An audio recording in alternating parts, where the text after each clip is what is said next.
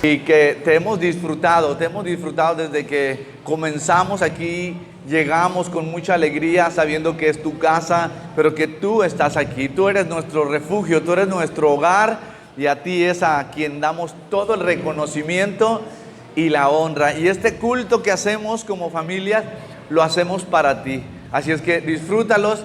Gracias Señor Jesús, gracias Espíritu Santo y gracias Padre porque tú eres nuestro Padre por excelencia. Quiero darle un aplauso al Señor, nuestro Padre Celestial en esta mañana. Amén, denle un aplauso fuerte.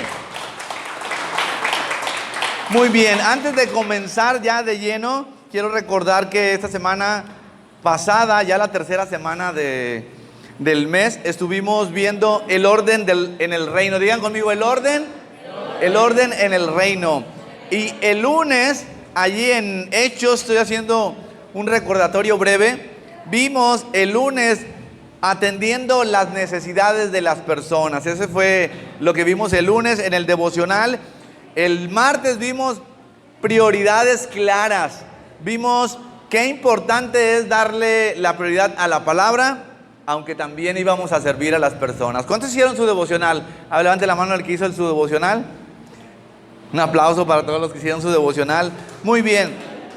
Vimos que la iglesia estaba creciendo, pero que había necesidades. Y por eso estamos trabajando fuerte en el servicio, porque necesitamos de tu ayuda. Dile al que está al lado, necesitamos tu ayuda. Dile, necesitamos tu ayuda. Dile a Hugo, necesitamos tu ayuda. De verdad que sí se necesitan. Ustedes son el cuerpo de Cristo y cada uno tiene talentos y dones diferentes. Entonces, sí les necesitamos. Es más, Dios mismo decidió necesitarnos. Siendo Dios, ¿verdad? Creador del universo, escogió necesitarnos. Así es que vamos a aprovechar esta oportunidad que Dios nos da. Luego vimos el perfil del siervo. Los requisitos, fíjense que aunque todos quieren servir, ¿cuántos quieren servir? A ver, digan, sí. ¿Cuántos quieren servir? No, como 3 o 4. ¿Cuántos quieren servir? Bueno, pues hay requisitos para los que quieren servir. Según la Biblia, en el libro de Hechos y en el capítulo 6 decía que había 3 características que eran importantes que tuviéramos los que servían. El equipo rojo tiene esas características, ¿verdad que sí? Denle un aplauso al equipo rojo. Y bueno, se las voy a decir rápidamente porque ya queremos compartir la palabra, pero una era que eran íntegros. Íntegros, el equipo rojo es íntegro y el equipo negro también. Un aplauso para el equipo negro, aunque no le toca hoy. Íntegros, llenos del Espíritu Santo y con sabiduría. Usted podrá decir, ¿por qué es tan importante que yo esté lleno del Espíritu Santo, que sea íntegro y que sea sabio para lavar los baños, para trapear, para servir un plato de comida? ¿Por qué será tan importante? ¿Quién me dice antes de comenzar? ¿Por qué es tan importante? Porque sí había en el devocional esa prioridad. Servir, pero luego le dimos prioridad a la palabra, predicar la palabra y también servir supliendo la necesidad. Pero ¿quién me dice? ¿Por qué es tan importante que el que sirve? Vamos a escoger a alguien del equipo. Armando, pásale Armando, un aplauso a Armando. Miren, él va a representar al equipo rojo. Y esas son las características que tiene que tener: íntegro, lleno del Espíritu Santo y con mucha sabiduría en su corazón. Pero ahora, díganle a Armando, ¿por qué es necesario que él tenga estos requisitos? ¿Por qué? ¿Quién me dice? Le vamos a dar un premio de las cajas que están allá. ¿Por qué es tan importante? Eli, ¿puedes decirle a tu equipo que me ayude? ¿Por qué es tan importante? No cualquiera puede servir. Aunque sea el trabajo que nosotros decíamos, el trabajo sucio, es importante que tengamos estos 3 requisitos, porque cuando tú das un café, cuando Armando sirve a alguien, en ese momento Dios lo puede usar para que alguien se convierta a Cristo. Miren lo importante, ¿verdad? Dar el café con alegría. ¿Les dieron el café con alegría? ¿Sonriendo? ¿Sí? Otro aplauso al equipo rojo. Gracias, Armando. Entonces vimos que hay prioridades y también hay requisitos para poder servir. Es un privilegio servir a Dios. Pero sí se necesita aparte santificarse. Pero estos tres aspectos son importantes y lo dijimos el viernes allá con Eli, que en un momento dado Dios te puede usar. Cuando sonríes al que llega allí, cuando le das un abrazo, Él puede sentir el calor de Dios o su amor a través de ti. Entonces vimos eso y luego la elección. Escogieron por ahí a Esteban, eso fue el jueves. Y luego la activación también, ya disponernos a servir. Y la semana pasada estuvimos haciendo eso, poniendo cada quien en qué se querían servir. Yo quiero que me pongas el intro, Rodri. Miren lo que hizo el equipo rojo y por ahí la novia de Johan, Denise. Un aplauso por Denise. Miren lo que hizo, sirviendo al Dios con alegría. Súbele, Rodri.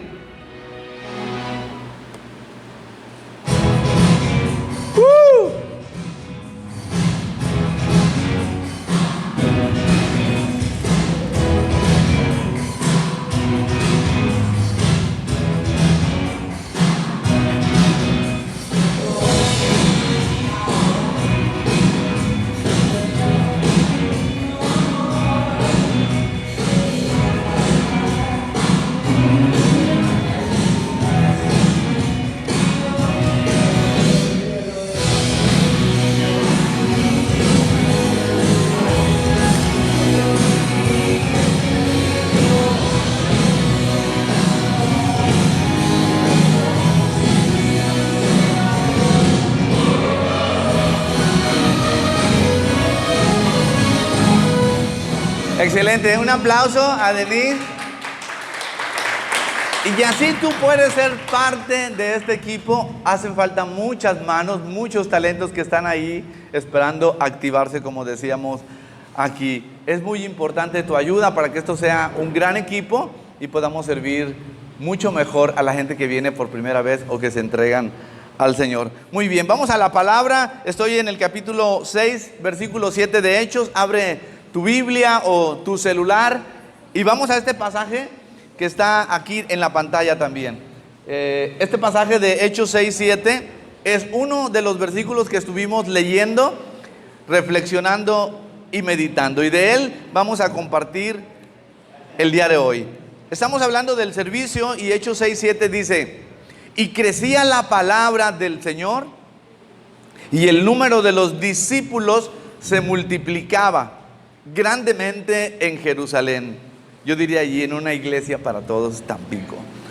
Y muchos de los sacerdotes, dice otra versión, también creían, muchos de los sacerdotes judíos. Esto es lo que dice ese pasaje, y aunque puede parecer tan sencillo, hay tanta palabra de Dios para ti en ese texto bíblico. Porque los judíos no precisamente creían en Jesús, pero el servicio organizado,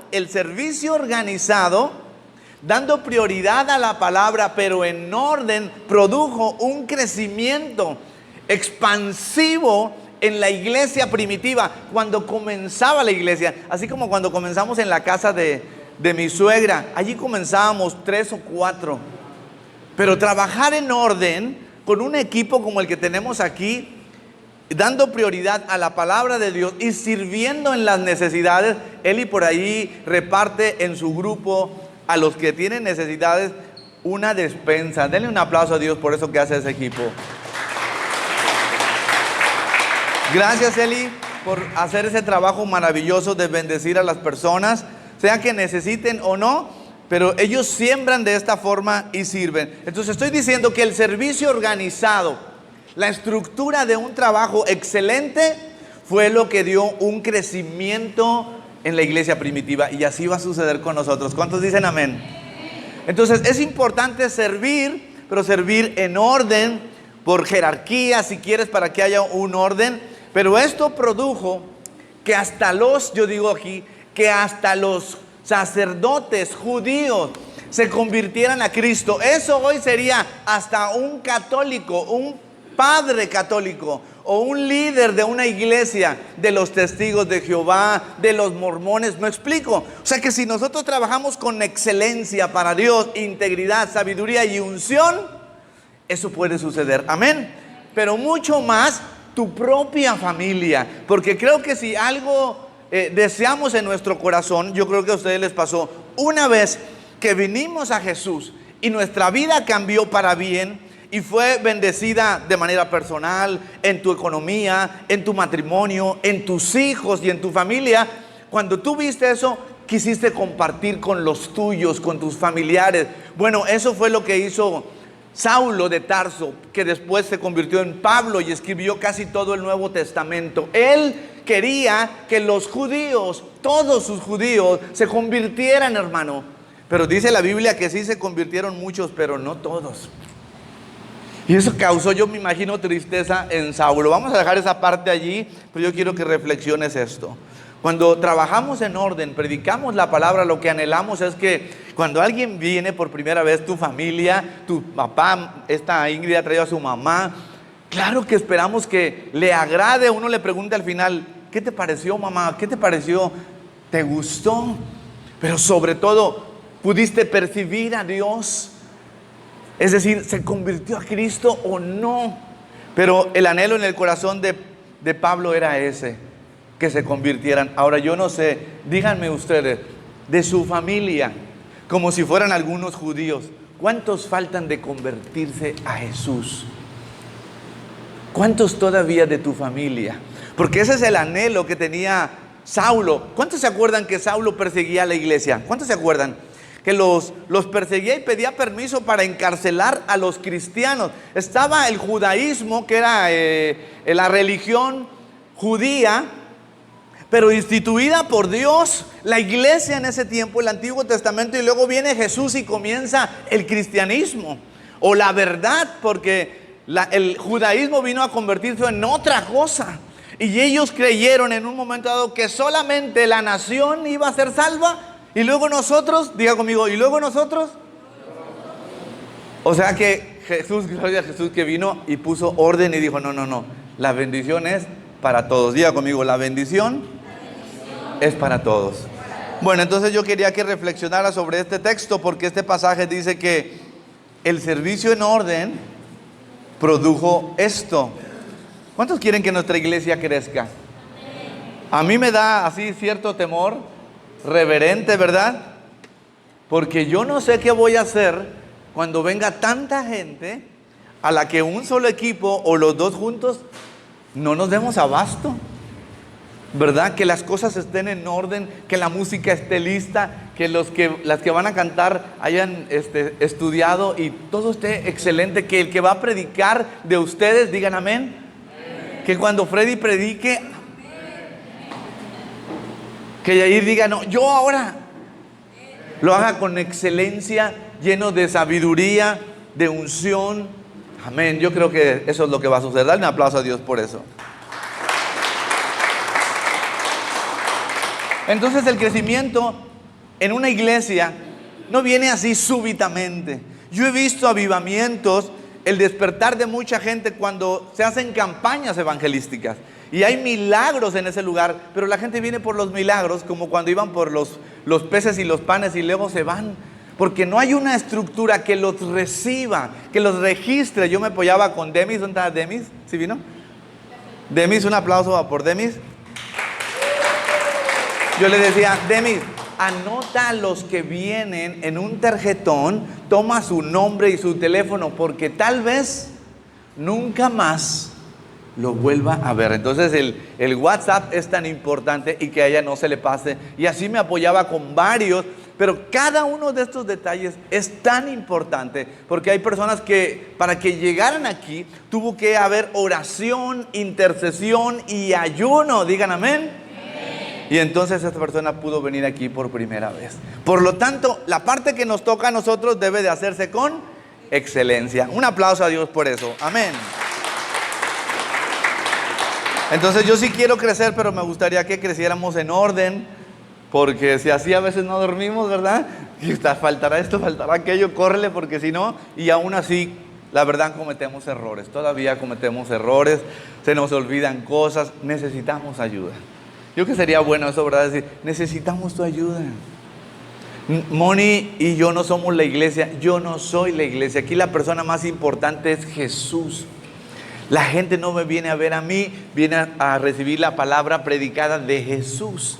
Entonces es bueno para los nuevos. ¿Qué se hace allí? Se adora al Señor Jesús porque Él es Dios. Él es nuestro Señor y nosotros le amamos porque nos salvó. Denle un aplauso a Jesús, amén.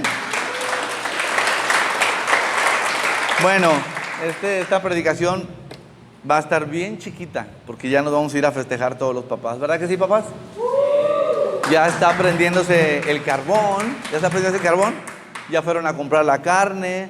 Ya está la botana. O sea, rapidito, rapidito.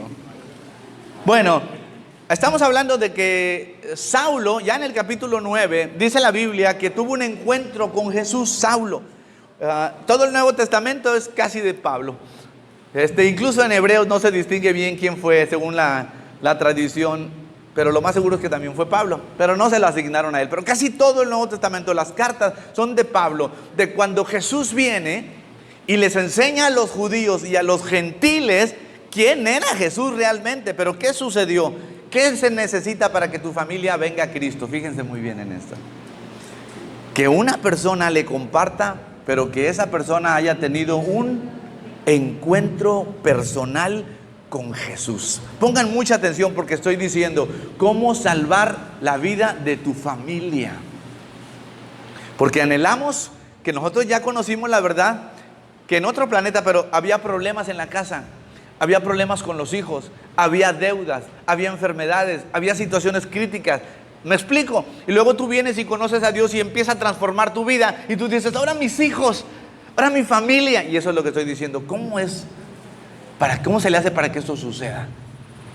Porque Pablo predica y no todos se convierten, pero se convirtieron muchos. Incluso, dice la Biblia, los sacerdotes judíos que conocían las escrituras. Fíjate, conocían las escrituras.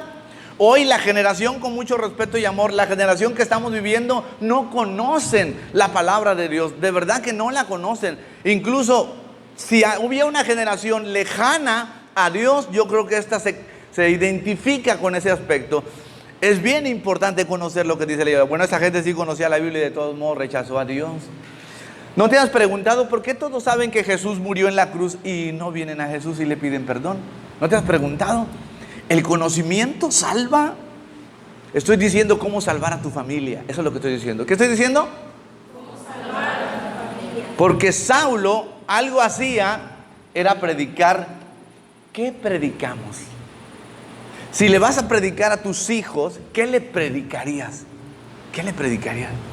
Qué delicado, ¿verdad? Porque de tu predicación o tu exposición, de ese conocimiento que tienes de Dios, de ese encuentro como el de Saulo que tiene un encuentro con Jesús, se queda ciego, se queda impactado y dice, ¿quién eres, Señor? Creyendo que conocía a Dios, le dice, ¿quién eres, Señor?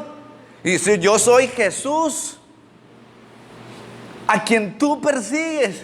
Estás peleando contra mí, estás creyendo que haces lo correcto, estás viviendo una religión. Cuando Jesús se le presenta y le dice, yo soy Jesús, a quien tú persigues es a la iglesia, y mi iglesia y yo somos uno solo, amén. Entonces Jesús se le aparece a Pablo después de haber resucitado y aparecido a muchos después a Pablo.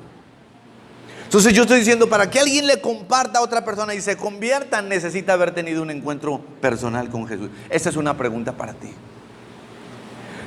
¿Has tenido un encuentro personal con Jesús? De verdad.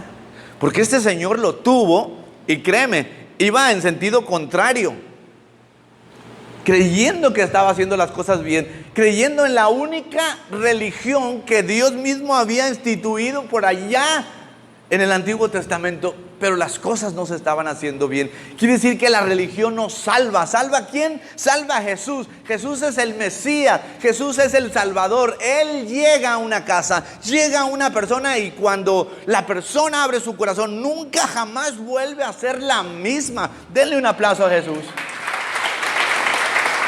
Amén. Entonces, número uno, hay que predicar la palabra. Pero es importante, porque Pablo lo hacía, que la persona reciba a Jesús o abra su corazón y crea. Porque muchos no creyeron ¿qué no creyeron? ¿Quién me dice qué no creyeron? Que Jesús es Dios, que Jesús es el Mesías. Y si tú le dices a tu familia, quiero predicarte de Jesús, y te van a decir, ¿quién es Jesús? Jesús, el Señor, Dios, pero no lo ven. Al único que pueden ver es a ti. Y si creen y llegan a creer, es porque además de que Pablo predicaba que Jesús es el Señor, lo hacía con las Escrituras. ¿Cómo se predica de Jesús? A través de la Biblia, a través de las Escrituras, pero y su propio testimonio. Te estoy dando una clave, una llave para que salves a tu familia, amado hermano. Porque pues de mi familia, unos primero fueron salvos y los demás tardamos. ¿Alguien de tu familia ha tardado en venir a Jesús? ¿Verdad que sí? Yo te digo, yo te comprendo porque hasta yo me tardé. Con la pena, pero hasta yo me tardé. Entonces, ¿qué predica una persona verdaderamente que impacta el corazón de alguien de tal manera que dice, yo creo, aunque no vea a Jesús, que existe, que es real y quiero conocerlo y abro mi corazón y que me salve y que llegue a mi familia y que me cambie esta vida que quiero dejar, que me está arruinando y que no puedo? ¿Me explico? Eso es lo que estoy predicando. Entonces Pablo lo hacía con excelencia, predicaba con las Escrituras, no predicaba Génesis, Apocalipsis y que esto y que los 4 jinetes y que los profetas menores, los mayores, no. ¿Qué predicaba? Que Jesús es Dios, que Jesús es el Hijo de Dios, que Jesús es el Hijo amado con la misma naturaleza del Padre, que Él era el Mesías. ¿Qué es el Mesías? ¿Qué es el Cristo? Es el enviado. Él es el enviado. Ahora vamos a ver por qué razones los judíos que no creyeron no quisieron creer. Los judíos que no creyeron y conocían la Biblia no quisieron creer. ¿Por qué algunas personas de nuestra familia, de nuestros familiares, de nuestros parientes tan necesitados no quieren creer? Es una buena pregunta, ¿eh? ¿Por qué? Algunos están muy graves, pero no quieren creer. Yo les decía a Rodri, llévame con tu papá otra vez. Otra vez. Necesita creer. Rodri ya es salvo, su familia se salvó, su matrimonio se salvó, todos sus hijos conocen a Dios. Y Cristi, aquí está. En esa casa comenzamos. ¿Te acuerdas, Cristi? Había muchas situaciones que necesitaban que Jesús llegara. ¿Quién llegó allí? Jesús. Llegó el Mesías, llegó el libertador. Las cosas cambiaron. Y mira la cara de Cristi en paz, en orden las cosas. La salvación llegó a ese hogar. Dale un aplauso a Dios por eso. Amén. Amén, amén, amén, amén. Yo no sé, pero cuando ponen esas alabanzas, yo disfruto porque yo estoy viendo, no sé, me imagino todo eso que sucedió y hoy estamos aquí.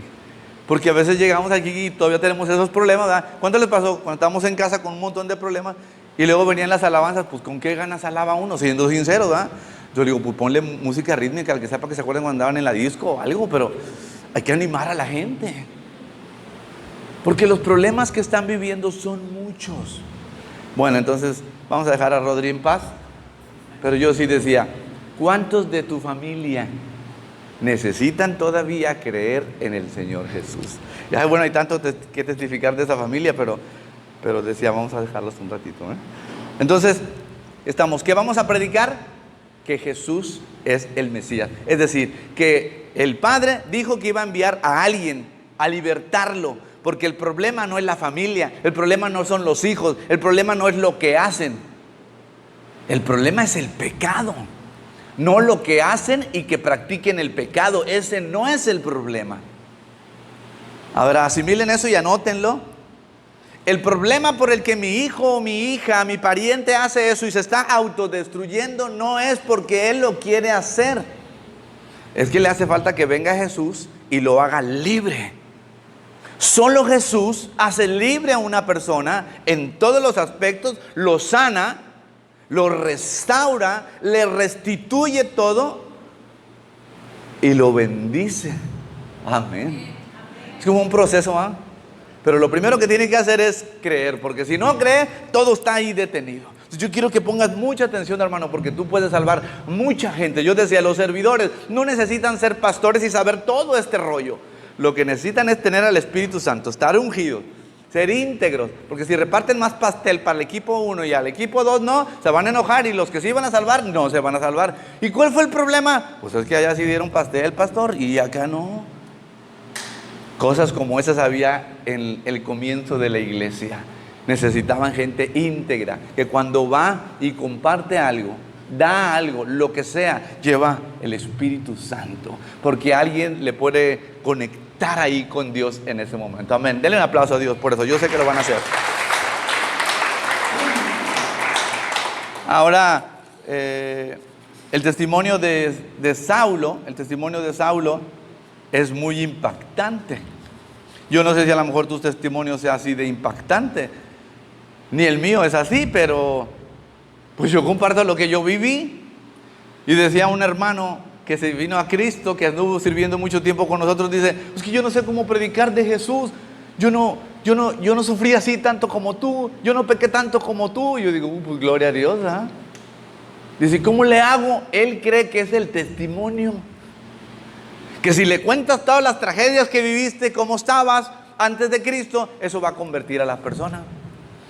Pero es el Espíritu Santo cuando compartimos de las Escrituras que Jesús es el Mesías y que si cree en Él, será salvo él y toda su familia. ¿De qué será salvo, amado hermano? Para empezar, de su alma, pero de su propia vida, del poder del pecado, de las cuestiones del ocultismo, de la pobreza, de la ruina, de la mente cautiva. Me explico, de tantas cosas. Van a ser libres cuando vengan a Cristo Jesús. ¿Cuánto quieren eso para su familia? Denle un aplauso a Dios por eso. Bueno, como prometí que iba a ser corto, lo voy a cumplir. Ya lo voy a cumplir.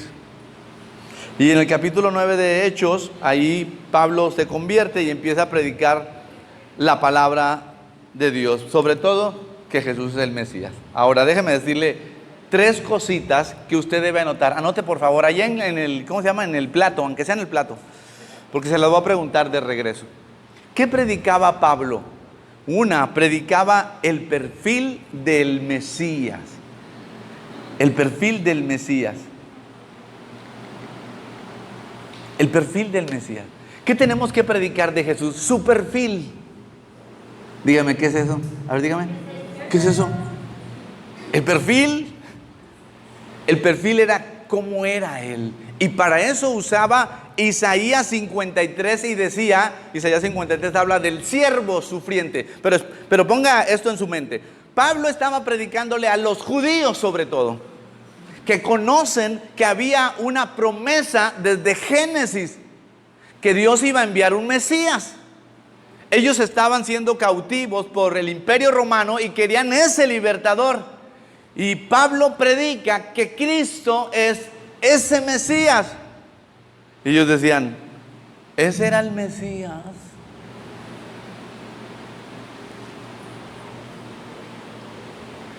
Pero si murió en un madero, ese es el Mesías. ¿No te han dicho con otros? No, Jesús es el Salvador, mi Redentor. Te invita a la iglesia, ¿verdad? Y como que te cepillan, ¿verdad? Ay, Dios, qué bueno, ¿verdad? No causa impacto. Así Pablo, ese es el Mesías. Pero fíjate, ¿qué hay en la mente de la gente? ¿Qué había en la mente de los judíos que no creían? ¿Cómo va a ser mi libertador uno que murió y en una cruz donde yo sé, los judíos, yo sé que la Biblia dice que el que muere en un madero está maldito?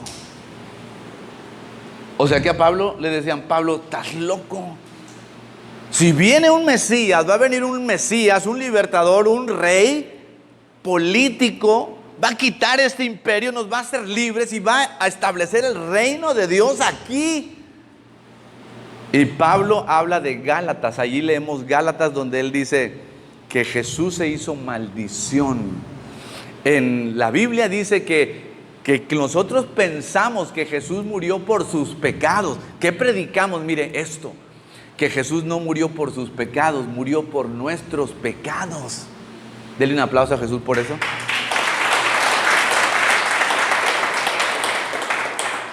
Entonces la primera objeción que tenía la mente, eso es para que veamos, los judíos, la mente de mis parientes, los judíos, la mente de, que nos creyeron, la mente de mis familiares, de mis hijos, de mis, lo que tú quieras.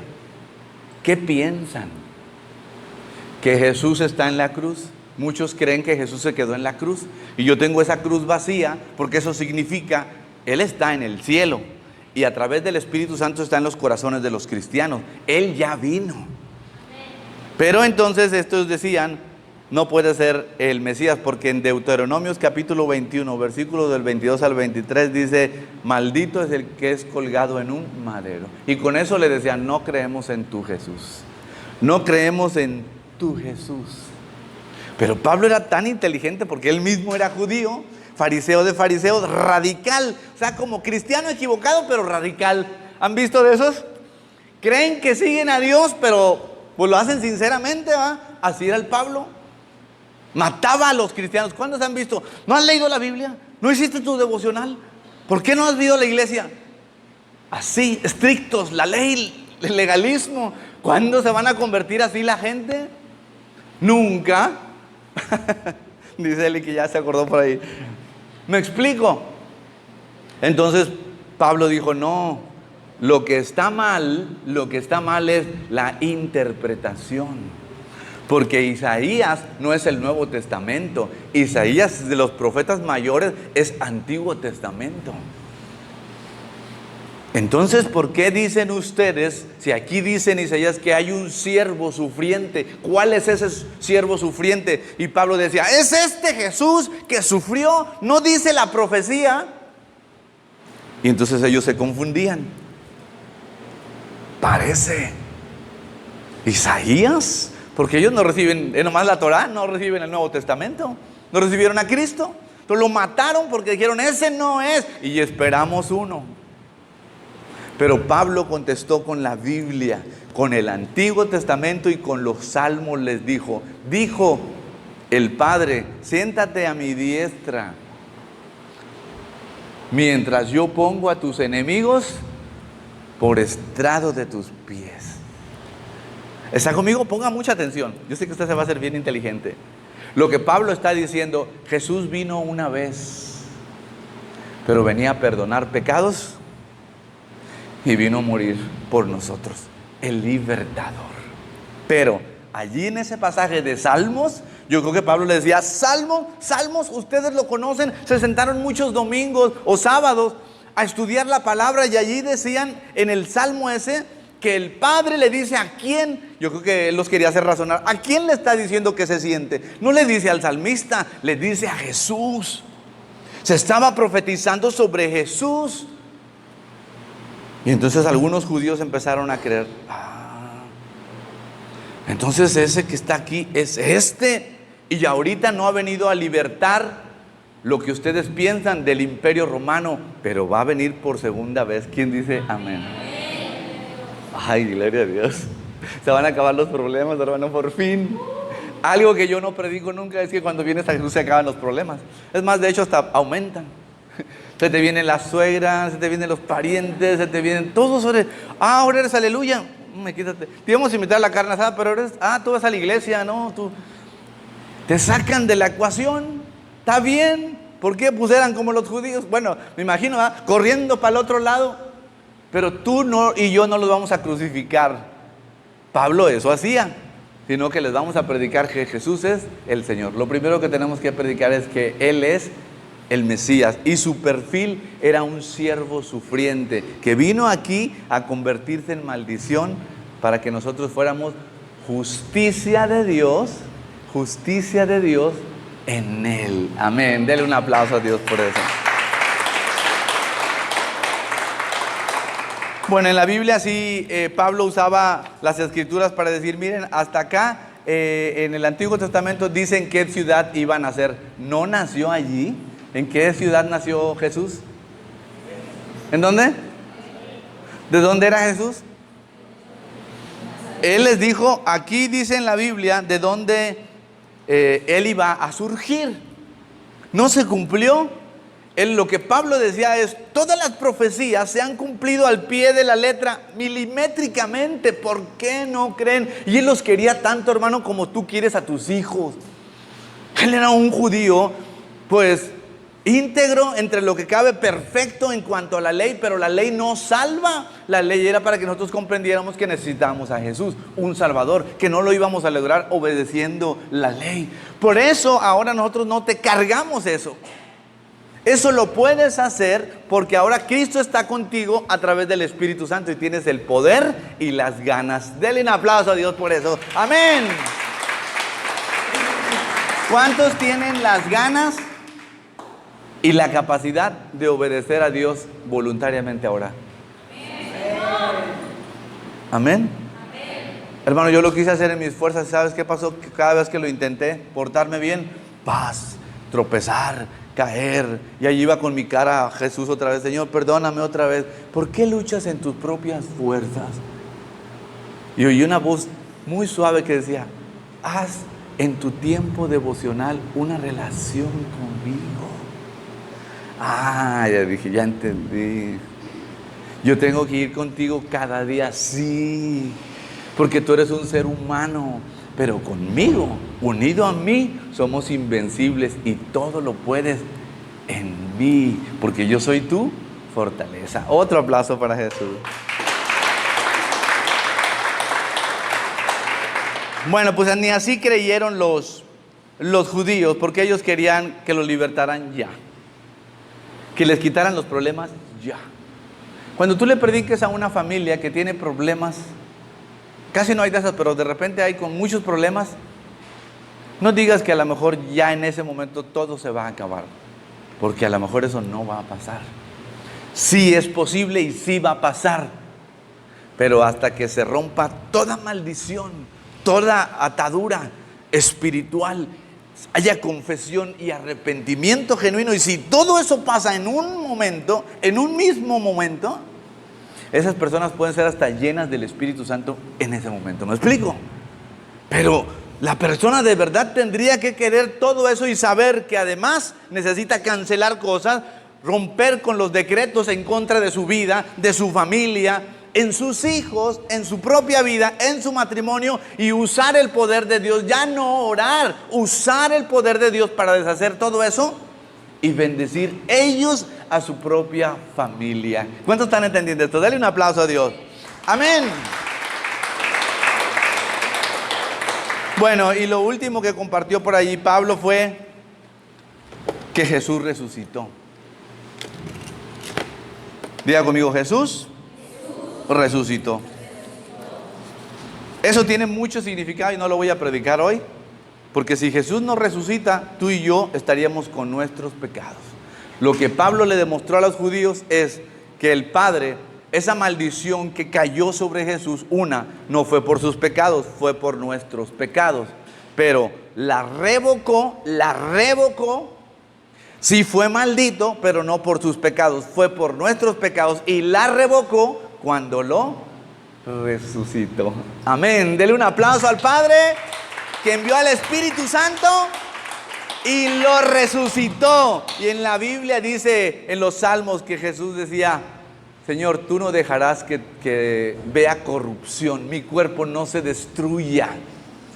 Y su cuerpo fue protegido y cuidado, y sucedieron muchas cosas que no voy a predicar el día de hoy. Ahora, estoy terminando con esta parte. ¿Qué tenemos que predicar? Que Jesús resucitó. Que Jesús resucitó. La última objeción que quiero compartirte es que los judíos decían que nada más ellos iban a ser salvos. Nada más los que vienen a la iglesia, nada más los que leen la Biblia, nada más los que están en un grupo de conexión. No. Todo el que creyere en el Señor Jesucristo será salvo. La Biblia sí dice, cree en el Señor Jesucristo, que hermano, que es el Mesías, que es el Señor. Ahora, Pablo ahí dice en las Escrituras que Dios había de justificar por medio de la fe a los gentiles. Y entonces ellos decían, no, el que no hace la circuncisión y obedece la ley, no se va a salvar. ¿Cuántos de aquí de los hombres, no levanten la mano, se hicieron la circuncisión? A ver, déjenme ver si tienen cara. ¿Sí se la hicieron o no? Si no, para regresarlos. ¿A ustedes? ¿Sí? Porque los judíos, si no te has hecho la circuncisión, no estás en el pacto. Y realmente esa era la ley, sí se tenía que hacer.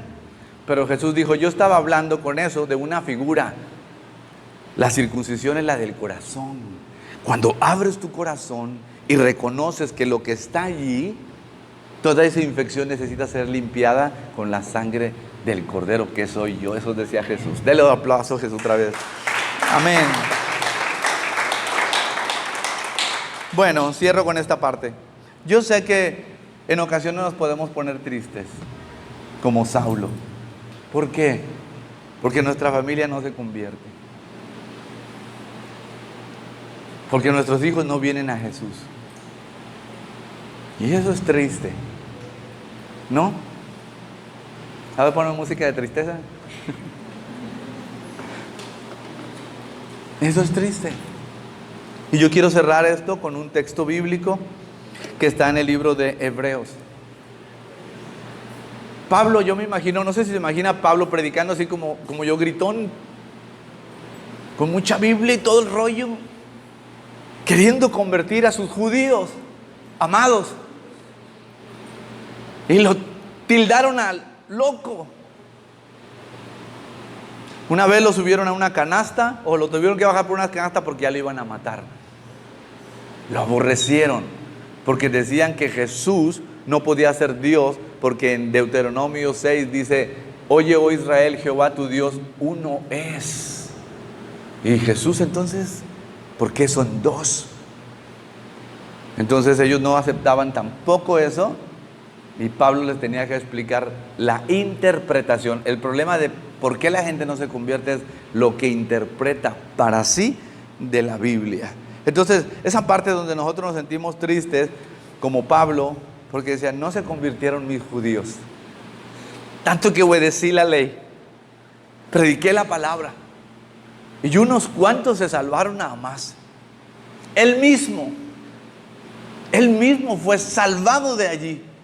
Y así te puedes sentir tú cuando tu familia, tu cónyuge, tus hijas no están todavía en Cristo.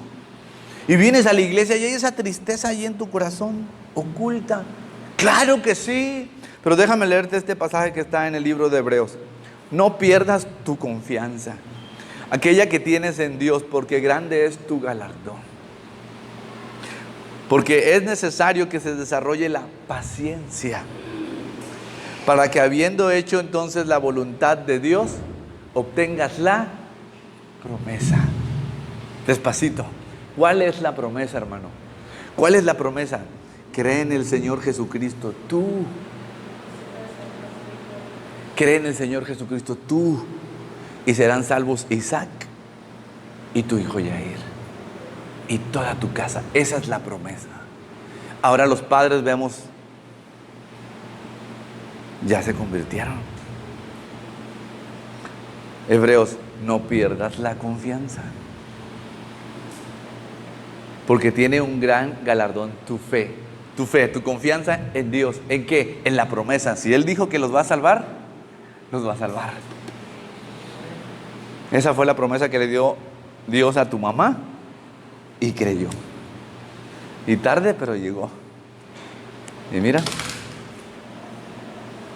las promesas de Dios necesita que nosotros desarrollemos la paciencia. Sé paciente. Testifica con tu propia vida, con tu propio testimonio. Si vas a predicar de la resurrección de Jesús, dile, mi matrimonio estaba muerto y Jesús vino, el Mesías, y lo resucitó. Gloria a Dios, aleluya. Mi economía estaba muerta. Y vino Jesús, mi libertador, y la resucitó. ¿Cómo está tu familia? ¿Cómo está tu familia? ¿Hace falta el poder de la resurrección? Pues esta es la promesa que Dios nos deja el día de hoy. No pierdas la confianza, porque tiene un gran galardón, porque es necesario desarrollar la paciencia para que, habiendo hecho esto, la voluntad de Dios, obtengas la promesa. Dale un aplauso a Dios y póngase de pie.